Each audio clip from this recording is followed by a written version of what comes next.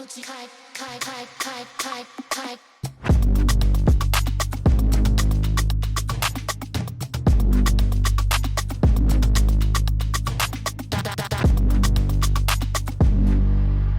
party people? Welcome back to another episode of Dance Specific Talks. Ba, ba, ba, ba, ba. I'm Teaser, and today I am having a special guest, Ivana slash aka Ivy Flow. Thank you. Welcome, honey. Thank you. I'm so happy to have you here. Happy to be here. Like, for the people who don't know or follow Ivy yet, which you should do, link in the description below. You're like one of these dancers that like I never know where you're at, what you're doing, and like what you're up to. But it feels like your life is very rich in a spectrum of things happening. Interesting. Thank you for that feedback. I think it's very movies, yes. Yeah. I'm posting on my Instagram almost daily, and I'm not that kind of person who like posts from 2 years ago. So I think more or less like you can follow the journey where I am, but yeah, it can be all over the place sometimes. Yeah. Yeah. I mean, how would you describe who you are today? Ooh, we're starting deep. Yeah. How would I describe who am I today? Today I am a mover and a dancer that wants to spread the art of movement and dancing all around me. Yeah. And you're doing this full time now. Yes, finally. Finally. Finally. It's so interesting. We're gonna dive into it. And for the people who don't know, we don't know each other very well yet, but we do see each other in different places. And I always think it's nice when you meet dancers who are like moving in different scenes or areas. So I have a lot of questions. So hang in there because we need to start somewhere. You're from Slovakia. That's correct. For people who don't know anything about Slovakia, never been there, how would you say like your upbringing was there? Nice one. How was my upbringing? I would say quite traditional, a bit conservative. I have an older sister that I think has been really my example for most of the time. So I would usually follow her footsteps. And then at some point I realized I'm actually quite different. So I would like veer away a bit. But Slovakia, I mean, it's an East European country. Well, no, I should say Central European country. Sorry. Oh my God, can we erase this? Anyways, so what should say? I don't know. Like, I just have been there, and then I started dancing in my puberty around 15 because there was a dance show on the TV, and I was like, okay, this is what I want to do. And then I tried, and there was the first dance school, street dance school called Street Dance Academy. So that's the one I joined. But if you're looking for like more generic, what is Slovakia like? Like, how was it like when you started dancing? Were your parents supportive of your dancing? Were they ever into it themselves? No, my parents are both engineers, so I mean, clapping to the rhythm and things like no. No. Okay.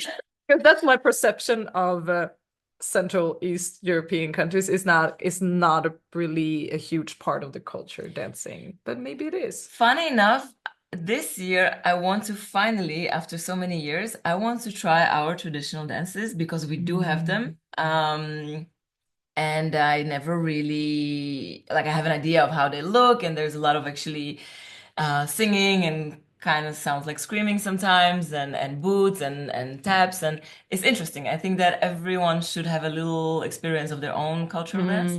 So that's what I'm gonna try. But I mean, we would dance at social events like at the weddings and those type of things, but it wouldn't necessarily be like everyday part of yeah, no. There would be music playing in the house, but not necessarily dancing happening to it until your parents say like, okay, go with your friends and create a little choreo and come show us. Those type of things. Yeah. So it wasn't necessarily, I wouldn't say I wasn't supported. I was definitely supported when I started taking the classes and I was going there. And we also lived a little bit outside of the city, so I had to commute a lot. And my mom would like wait sometimes long hours after her work until I finished my dance training so that she could take me home. So there was certainly support. but I think there was not a lot of understanding of what dance is or what dance means to me or how can I make it something bigger, like where can I go and grow with it. Which no blame, because if it's not part of your life experience, then it's very difficult to bring it into your children's experience, I Mm. guess. Yeah. Mm. And so you started like with the in the street dance school, which I also love that because for people who are Americans, like all hip hop schools in Europe were called like street dance or street dance schools. And like, yeah, it was just because that's what we thought it was called. Yeah. How did it then develop? Like, did you have to move outside of the country or like where did you take it to the next level? Mm, I agree. I was actually recently reflecting on this because yeah, Street Dance Academy, it was 2005. So there was little information coming, but it was somehow coming. We heard about the thing, house dance, so everybody was doing the farmer and jumping around, but it wasn't until I actually lived in Amsterdam and went to the clubs and really understood where it comes from and the culture that it clicked. So limited information, but still I think that's very okay and normal that you just start from the limited amount of information that you have, and over time it grows and expands. Um, I think we had a really good teacher, Latsi Strike, one of my first teachers. I need to give credits where they're due. So that gave me the foundation. And it wasn't that I wanted to move abroad to like and actually partially yes. I moved to Prague for my school. I went there for bachelor's. So when I was 19, I moved out of the house. Um, and part of that was actually that I was already looking for like dance schools that I could join there and how I can continue that journey. But I've always seen it as the side thing, you know, the main focus is you have to do the school and then on the side, yeah, you can keep dancing. And that's also how I guess my parents would see it for me, like, okay, keep dancing, it's good for you, but keep it as a hobby. Like Mm. it's not something that's gonna become your career at some point. Hmm.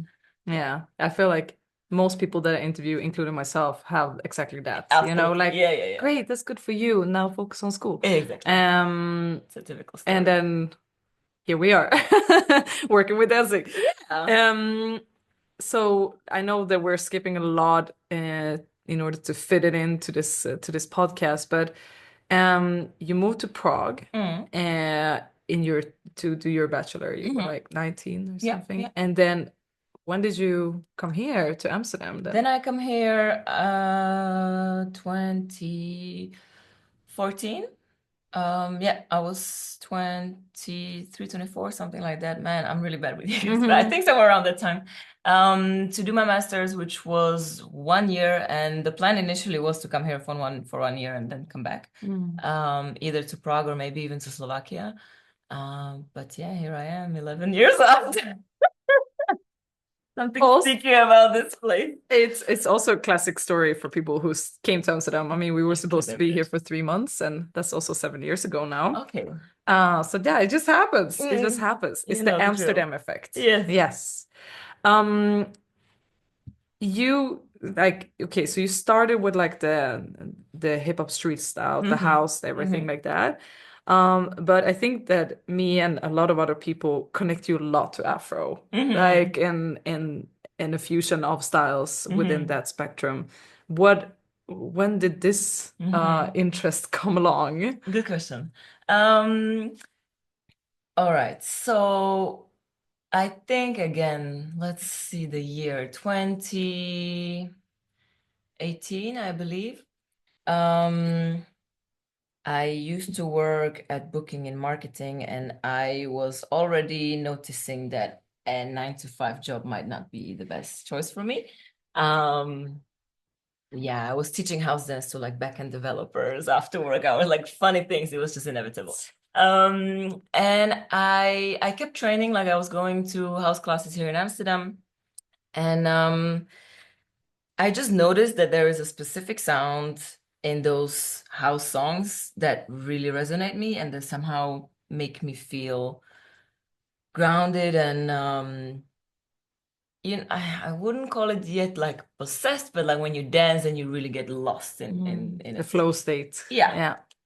Um, and so I dug a little bit deeper and I was trying to find out, okay, what are these sounds? Where are they from? And that led to Africa, clearly. So there would be a lot of percussion and today I think it's much more common and we have a lot of African house inspired music that resonates with a lot of people. At that time, I was still really lost and in search.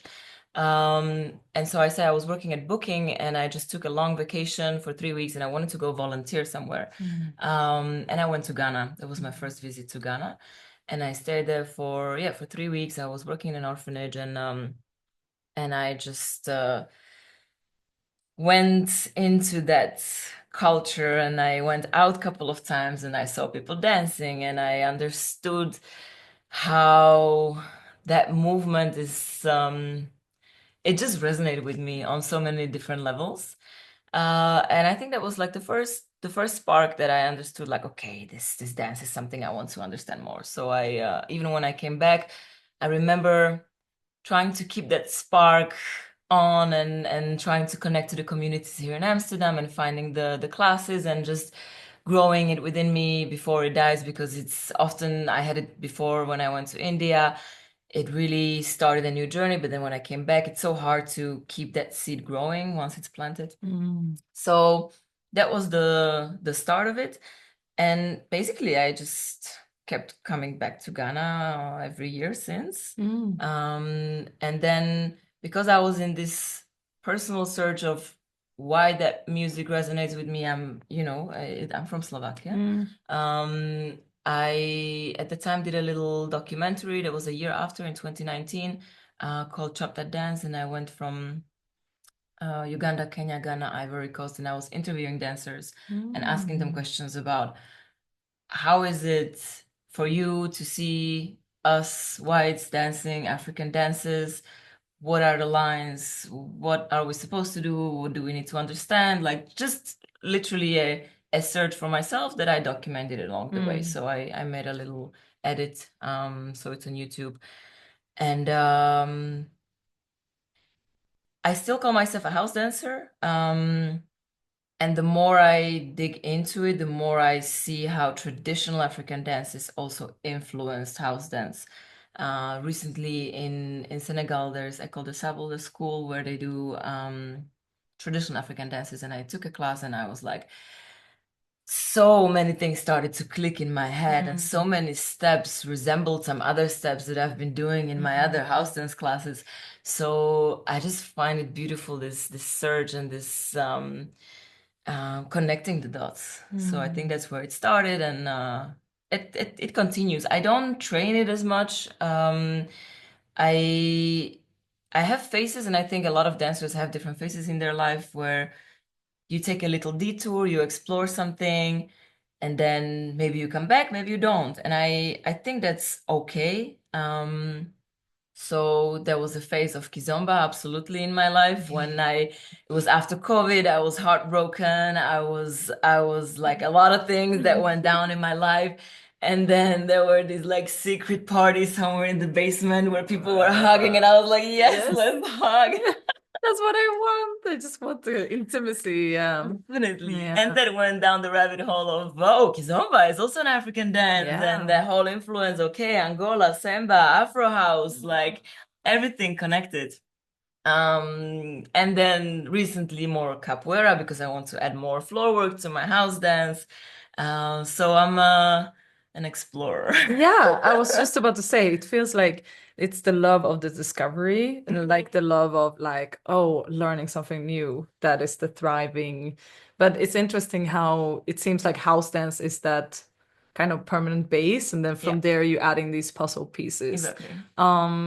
Yeah, that's really nice. And one of the things I love about your content is that you also show that you don't only go and take dance classes. Like you're actually hanging out with people. I think I have this video in my mind where you like are like gutting a fish or something like with some people, then you are like you're all dancing, but you're literally doing like very traditional food, and you're like out on islands, like really remote. I love those things. So yeah, tell me a little bit about like, again, it's not just about the dancing, it's about understanding the people and the culture. Like, what are some things you have found out on Yeah. that journey? Wow.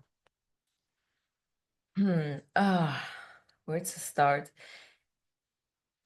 It's nothing new, right? Culture is a big part of the dance. You need to understand the people in order to understand the dance, especially I think when we talk about traditional dances. Mm, recently, I noticed how dance has become very transactional, especially in these places when you travel. And I think that's a good thing and a bad thing. There is never only black and white. I don't like this polarity. Like there is a lot of space in between. So it has its pros and cons. I find it amazing that finally these super talented dancers in different countries in Africa or Caribbean and anywhere else in the world that they have the opportunity to stay in their homeland and have visitors coming and teach and learning from them and earning money. I think that's amazing. Um, for me, as one of those dancers and explorers, recently I feel like there is less authenticity, which is normal and I think inevitable with the growth and the popularity of those dances. So back in the days when I would go to Ghana, it was a lot about let's connect. You're a dancer, I'm a dancer. We can exchange, we can vibe. I can learn your culture. We can go cook a fish. We can do all these Mm. things. So it was very rich in the experience for me. And I would hope and believe that also for them, because I always try to also not only take but also give what I can Mm. give from my experiences. And I think nowadays it's the dance tourism is a big thing, and again it's a good thing, but it is transactional. Like you'll come and like, okay, let's do a private class. Boom, this is the price. Da da da. Next one. It's different. Mm. So coming back to your question, how how does it happen? Like all these little moments of cooking together and really going deep into finding out more about the culture. It's through connections and going there, I think, regularly and having good friends. I think one of my best friends, my sister Efali, like she Mm. is there. So that helps a lot. If I go to a new place where I need to still look around and kind of like find my people, it might be a bit more challenging these days, I think. Mm. Yeah. Mm. But I absolutely think that it's important to not only go and take thousands of classes, but go to the townships, go to the ghettos, go to the places. And I don't want to, things can be dangerous. Things happen to me as well. You need to be vigilant and know how to Move around. move Yeah. around to stay safe. But I mean, common sense, and you should be fine, I think. Um, so yeah, I think just taking that extra step to also just be sometimes, be at that table where everybody's having food and you don't necessarily have to be the entertainer and talk about how things are back in your home, but just be and observe. Like Mm. people will be in their natural habitat and you can learn so much from that. Mm. Yeah, that was something that I discovered, even though it's a long time ago now, that I discovered when I went to Jamaica. Like, it's one thing to learn the steps from Jamaicans that are coming over to Europe to teach, and it's a completely different thing to go to Jamaica and like realize the ecosystem of what creates dance hall. Like, it's just not the dance steps, it's the whole thing. It's what food, what, And how do you style yourself, who's the barbershop, like, to be and fix your hair at the barbershop in Jamaica is a part of it. Almost like it's a part of it. And so yeah, it is a very nuanced experience to go to other countries and learn and be respectful, but also be completely honest that none of us really know what we're doing. You just want to be the best version of yourself, and you just want to pay as much respect as possible. And and and then it also makes me think about like how we also not giving the full experience here, like how dance classes here are very much like that, and um maybe people are just copying the way things are set up here. We also don't take out our students to eat and discover the city when Good they are point. coming. So it just also makes me wonder, like, do we need that overall more in dancing? If I went all the way to Shanghai to take a dance class, I would love to see the culture, but I wonder if that's something we also have to Yeah, yeah, facilitate, yeah, you know? absolutely. Yeah, very good point. Yeah, just Definitely. food for thought. Yeah. Absolutely. Okay, so you're a dancer with a lot of puzzle pieces, but you actually like to use the word move a Hmm. lot. Um, tell me, why do you sometimes use the word move rather than the word dance? Hmm. Mm, that would go back to a period in which I realized I want to add more floor work to my house dance. Again, like you said it very, very well, that house would be like the underlying discipline from where I would take my little detours. Um, And so that was also post-COVID. And I realized that I'm actually very weak, especially in my upper body. Like, how am I going to do all these things on the floor if I can't hold a plank? And so I started going to movement classes from, now it's called Hidden Body, Rich and Yuri and Tim. Some of my, yeah, best teachers as well. And even though I wanted to do a lot of floor work, I ended up learning how to do a chin up and how to balance on the rails and how to juggle balls and how to balance a stick and things that actually were very frustrating to me. And I was like, why would I do all of this if all I want is to make a nice macaco or something? Mm. Um, but that opened a whole new world for me. Like everything changed literally in my dance journey because I would understand my own body on a much deeper level. Um, the mechanics of it, the degrees of freedom around your different joints literally dictate like the different movement possibilities that you have in your dance as well. Um, so when do I use the word move versus dance?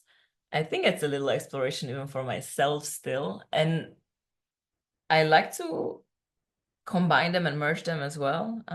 Those are like the classes that I teach as well. I say in movement classes, I love the structure and the discipline that it gave me, but then oftentimes it will be quite disconnected from the music and from rhythm. Like there will be some music playing in the background, but you wouldn't necessarily move to Mm. it. Mm. It would kind of set up the mood. Mood. Um, and then in dance classes, I would often feel that, yes, we are going all out, we're experimenting and improvising, and we're connected to the music, but do we really train our bodies? Do we really know our bodies? Do we understand the different mechanics of it? So I try to combine best of both worlds and see how we can train our movement in a way that is connected to music. Mm. Yeah. Mm. I also wondered, like, did you take a specific education around movement, like joints, mobility, and stuff like this, or is it more like you gathered information because you took all these classes, or? Great question. So Hidden Body and Rich would be like the start of the journey for me in movement. We would have intensive trainings as well. So I learned a lot there. And then I went to do my personal trainer certificate as well. Mm. So there you have chapters and chapters about my mechanics and mobility and all those things that are really useful. Mm. So that would be my other part of my work. So yes, there's dancing and movement, and I do personal trainings as well. So everything movement connected. And at some point, I feel like we don't have to box it. It's literally like I can help you move, maybe better, maybe more efficient, maybe more beautiful, maybe just more like you. Mm. That's interesting. So when you have, so right now you have private clients, you have group Mhm. classes, and like Yeah, how do you make it work? And I have stretching my bankers. I like to call it like that. Stretching your bankers. Yes. Oh, so you're That's working kind with of funny. bank people? I do work with bank people Oh, and people from corporates because I have that experience of literally having to sit and like having this protraction of your shoulders for prolonged hours. And so I do movement coaching for corporates as well. Yes. oh, And then I that's would great. walk around and I would challenge people to find somewhere to hang for 30 seconds. And yeah, that's what I do I too. love that. Okay, so that is definitely a good tip for people who wants to move into full-time working is like do a little bit of corporate gigs Yep. next to because we all know that like regular dance classes don't pay enough to pay the bills in Amsterdam. In Amsterdam, it's very hard to pay your bills with only that. Okay, that's really cool. And like how is it received? Is it like, oh, here she comes again? Or is it like, oh my God, finally we get a break and this is It's fun? both. It's both? Yeah, Really? depending on the people. And that is also the challenge for me because you will find those people that already have a certain affinity with some sports or movement. So yeah, they'll be happy when they see me and they're like, let's go, squat. Yeah. And then you have people that need it the most and don't feel comfortable doing it, perhaps because they might already feel judged by their colleagues, and then you are doing it in that environment. So Mm. that's something I'm trying to figure out a little bit, like how can we um make it work for those that need it the most, rather Mm. than yeah, moving with those youngsters that are sporty already. Already doing it. Yeah. I think we also, before this interview started, we talked about that creating like spaces where people feel free enough and safe enough to just go for it, whether they're not is moving or a dance class. What would you say is your, how do you go in? If you have either if you have like a group of, people who's never danced together before or a group of bankers where you don't really know like what level they're at, like what kind of philosophy or intention are you telling them in order for them to feel that safety freedom? Mm, I would often say the phrase of put ahead of a researcher, take it as an experiment, so that people Mm. don't feel that they have to perform or they have to impress somebody, but literally like, okay, try. It doesn't work, great. We learn, we go again. And also silencing those voices inside, sometimes not even inside, when you're trying to do something like you're balancing that stick and it keeps falling and then it falls and you're like, you make a sound of that frustration. Like, can you silence that and just be like the stick itself, just Mm. quiet and responding to what's happening? Like, yeah. Mm. So that would be one. Mm, in dance settings, I guess it's more about then being connected to yourself, forgetting about the environment. Not necessarily forgetting, maybe I didn't say that right, but not letting it influence you too much. If you want to take an inspiration because you see someone standing in a funny pose and you're going to take that to do your freestyle, fine. But can you disconnect from sometimes negative, but also the neutral influences around you and just be you and the music and have that connection be the core of everything that happens? Mm.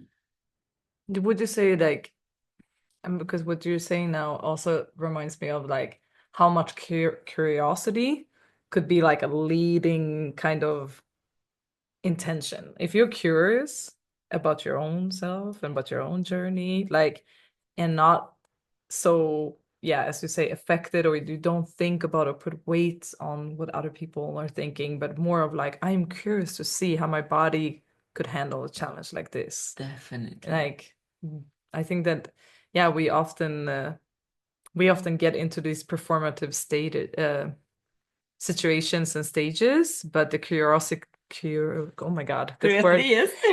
curiosity. If it could be more of a leading thing, then I think more people would actually open up. Would you say now that like if you have group classes, are they more like freestyle improvisational based, or are they still choreo, or like how does it look like? No, I currently do no choreo stuff. I the Move to Groove classes where I combine movement and musicality is very much about like building that strong resistance and aware body that through different assignments and it's like creativity through constraint. You will create a little assignment. We talked a little bit about moving out of sensation versus moving out of imagination. So having different concepts that I can give to my students so that they can explore how that best fits to their body. So that's right now like the core practice. Okay, is it like weekly classes? Do Those you... are weekly. Now we are outside. I'm also a big fan of environmental practice. So in these warm months we are in the park. Yeah. Oh, which park? Hoste Park. Oh, I have to join. Yeah, please. Yeah, when Every is it? Thursday. When are they? Every Today we're gonna go. Oh, Yes. I also teach on Thursdays, but maybe when my course is over, I will Yeah. definitely join. That's so much fun. Okay. It's very, again, environmental. So it's also different than from a studio. In a studio, it's such a sterile environment again. Like you have the walls, you have the mirrors, like you know how it's going to look. And then you're outside and you have people passing by. They'll be looking at you because sometimes you look really like funky. And how do you respond to that? Sometimes we climb trees, sometimes we are balancing on those rails. Like it also trains your imagination to see the city as a playground. Like the next day you'll be walking on your own, but you see something you can jump on, and so you will. You won't just stay in those habitual patterns that we are. The tracks. Yeah. Because that's also the thing, like normally, and I think some of the listeners out there can relate, but like when you are about your day, you usually like bike on the same street to get to the same place. Um and yeah, like I almost feel like annoyed now if I'm not on a bike and I have to walk somewhere. But Yeah. as you say, like to open up that imaginary space, and we know what that does to the brain. Like more new pathways creates more ideas, creates more like stimuli to your brain actually. So it's not just about the moves, it's about Definitely. how it affects everything else. Yep. And the Wow. awareness, even if you're biking and you're biking every day, kind of the same way, like can you be more aware of how you actually bike? Like those simple things that we are doing so habitually, can we sometimes bring a little more mindfulness to that? Even noticing how you breathe, which muscles are you using, which ones can you relax and you're tensing them really unnecessarily. Like those little moments I treasure. I guess it also is like a presence training, like to train yourself to be in the now. Yeah. Yeah. With the small little games, Yeah. literally, you can play with yourself. Yeah, playfulness. Yeah. It's like getting back to your inner child. Would you say that that's like your life spirituality, like philosophy? Wow. The inner child. Yeah. It's a big part of it, yes. Um, and as we spoke about, not letting the external stimuli influence the way you, for example, dance or move. I think that's also a big journey and transition, especially in the 30s, I feel. I don't know how you feel about that, but I think like, yeah, the more you get to know yourself and the more you are connected to yourself and you believe in what you do and yeah, the less you care about what others think about that and the less you feel like you have to fit in any kind of box that people create for you. So it's a journey, but I find it a very beautiful journey. Yeah. Where would you say that you're heading next? Because usually when we are dancers, we're like, you know, you're going from gig to gig, or like you're so much caught up in making it work right now that it's almost hard or impossible to know where you're going in like Yeah. the next 5 to 10 years, especially we're in our 30s now. Like we had people told us we had more time 10 years ago than they say now, you Yeah. know? So like, do you want to do what you do now in the future, or do you see something else for yourself? Is there a gap that you're like, that's my mission to fill this, there's something missing, or like, how do you see the future? Mm, so, I'm gonna split it maybe into two parts. Mm-hmm. One part would be we didn't talk about hustle dancing, but that's a big Oh part of yeah. my mission. That's okay. Mm-hmm. But I really want to grow the hustle community in the Netherlands. It's been a couple of years and it's growing slowly and steadily, and I have a very like strong fire and drive to see it growing bigger. So Mm-hmm. that's one part. When it comes to like building something also locally and with people around me. And then the second part would be more about personally my own dance journey. And so recently I started the process of applying for one funding. I don't want to jinx it, but I'm kind of not afraid to talk about it because it has already given me what I sort of needed. Um, because it's about developing your own talent. And essentially, you need to identify different areas of your dance that you want to work on.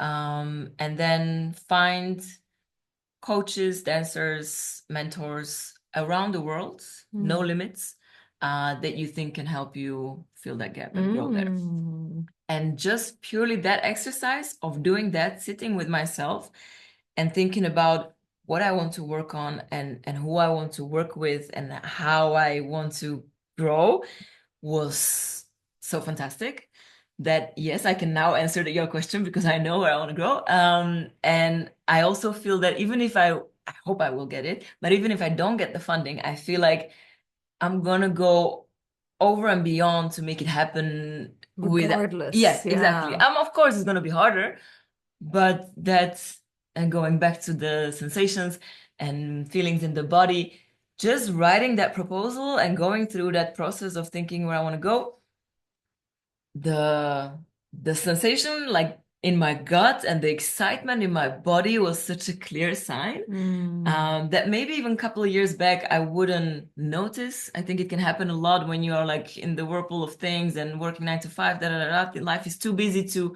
notice what your body is telling you. But this one was such a clear sign that Mm. yes. So now going back to that, where I want to go to with the dance. So continuously expanding in the flow work moves. So that's why I started doing capoeira. That's why I looked for mentors and dancers now that I feel can guide me there. Because it's one thing to learn a few moves on the floor and a whole different thing to make them fluent and make them also organically going from standing up to going down. Like that's Mm. changing levels without just like dropping and then standing up. The transitions. Yeah, thank Yeah, you. That was yeah, the word I was yeah. looking for. So that's something I really want to still work and then again add it back to my house. I definitely took a detour from house and now I really feel it's giving me life again. So that's where I'm putting most of my training and effort into. Then Mm. freestyle. Mm. So how to work with these different concepts, finding your state of flow, how to those things that we talked about, how to let go, be in the moment, move from imagination to sensation, and do all those crazy things that maybe don't look pretty, but they do because you are so in it and you trust the thing that you do that others will trust it too. Mm. Um, so I have that and blackout. Oh yeah, understanding the influences of African traditional dances onto house. Mm. So going more into the research there, and again, like I mentioned that class I did in Senegal, like in Sabar, for example, and a lot of traditional styles, and seeing how they can inspire my freestyle as well. Mm. Hmm. I think there's also like when you're saying just this idea of where do I have um spaces of improvement within my own dance journey and who could help me. Yeah.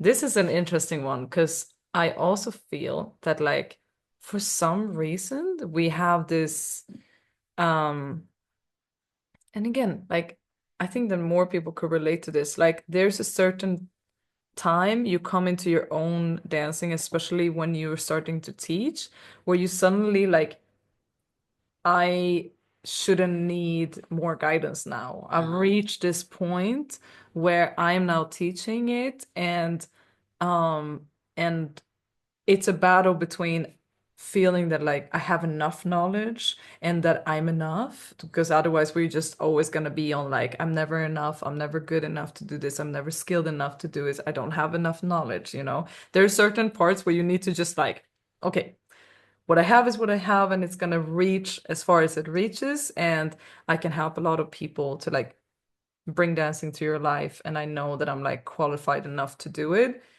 But then we're also losing that part of like, um, but where do I need guidance for me to fill my own cup? Like where do I receive that energy from, and where do I receive new knowledge from?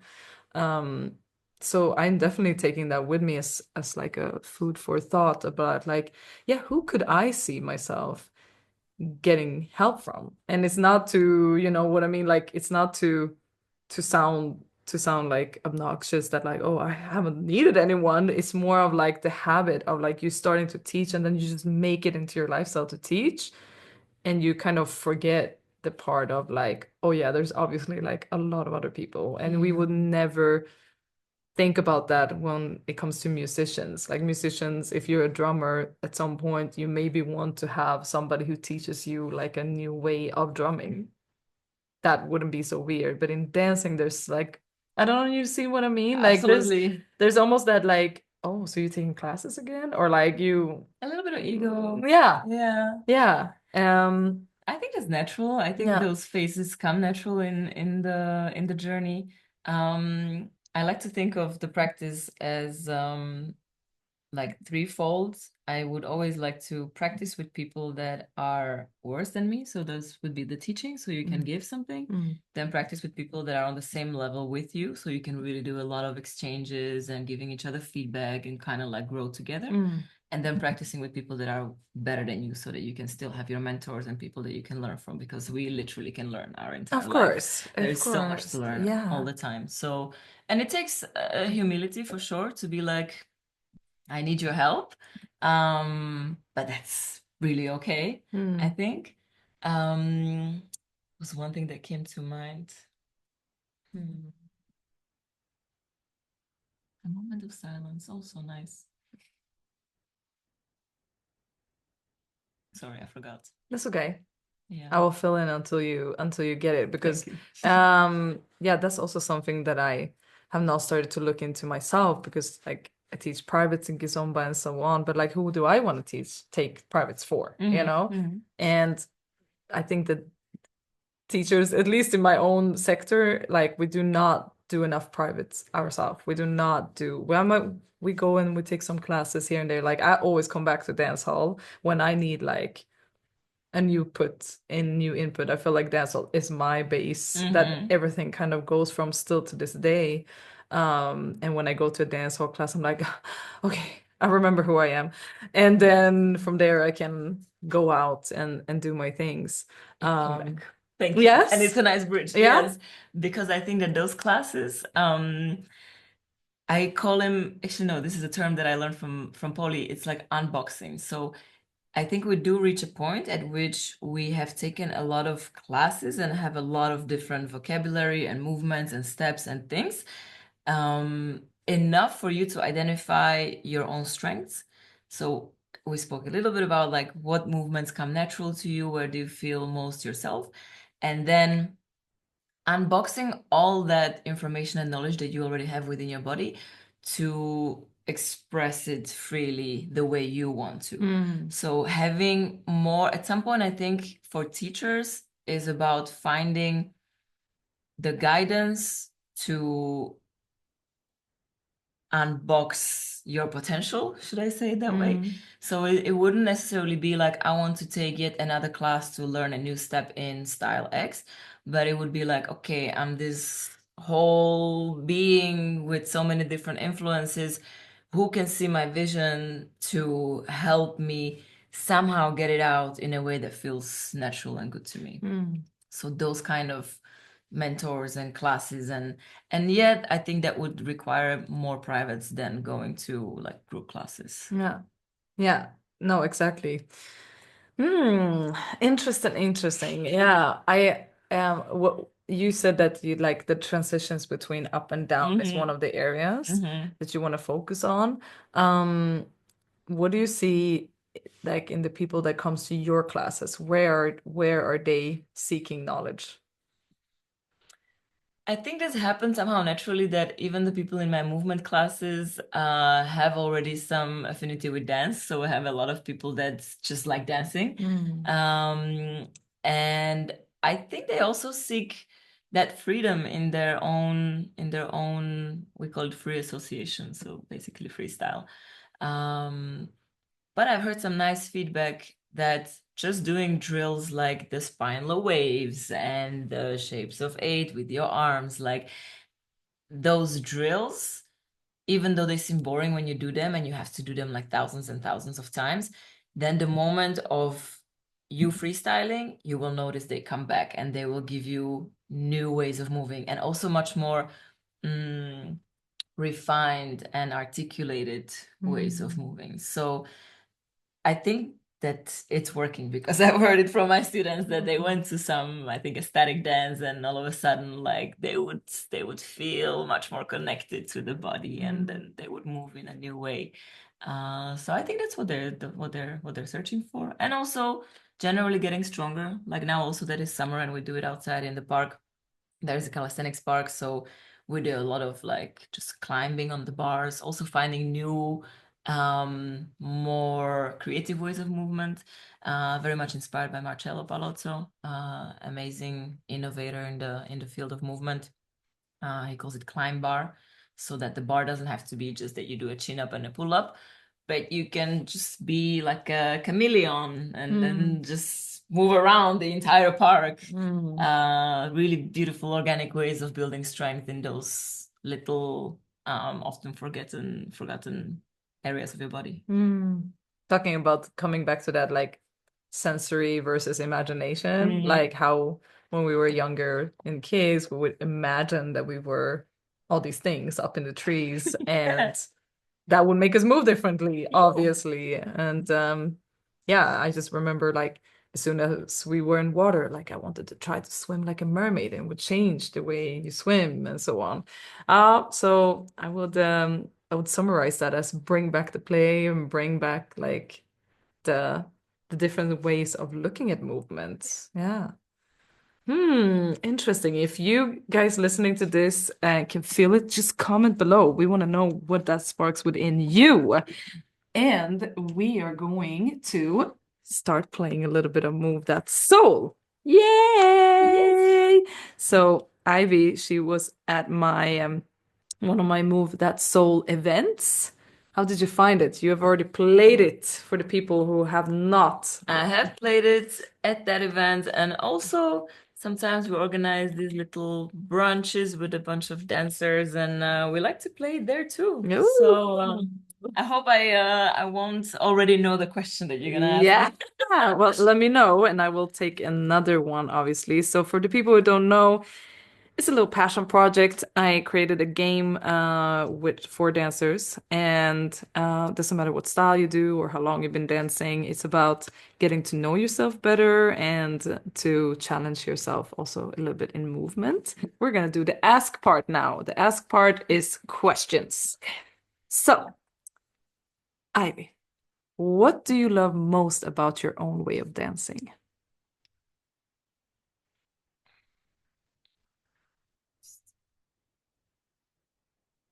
Hmm. That I don't have to think for a moment, that it shuts my mind down. It just goes now. Yeah, Yeah. simple. Yeah. Should I elaborate or I this is fine? mean, yeah, this is fine. This is fine. Yeah.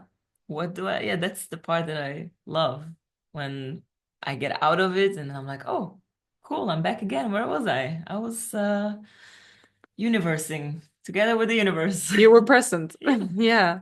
You were not thinking about what's gonna happen later exactly. or what just happened doing up in your day. Yeah. I found that's the hardest part for me when I do like something else, like yoga. Like I have like a whole thinking going on, Mhm. like all my like to-do lists and stuff. But when I'm dancing, because I need to focus on being with the music, that's when I can let it go. Yeah. Nice. Or focusing on a breath could also be a nice guide. Yeah. Remember to focus on breathing. That's a good one. Really important, yes. Okay, do you want to pull me a question? Yes, please. I can go from anywhere, right? Yes, of course. What could life possibly be trying to teach you right now? Ooh. I feel like a little bit like what we said, the more you kind of train yourself to go where the spark leads you, the more things will spark in your life. It's literally, it sounds so simple, but it is a way of training. Like sometimes the ideas that I have a lot of ideas, but it's about making them happen, right? And the times where I do make them happen, maybe the outcome is not like what you imagined, but just that you simply did it, it like sparks now another 10 ideas. You know what I mean? Like, for example, creating this game was one of these ideas that like I had it in my head for like 2 years, and I'm just so happy like that I did it.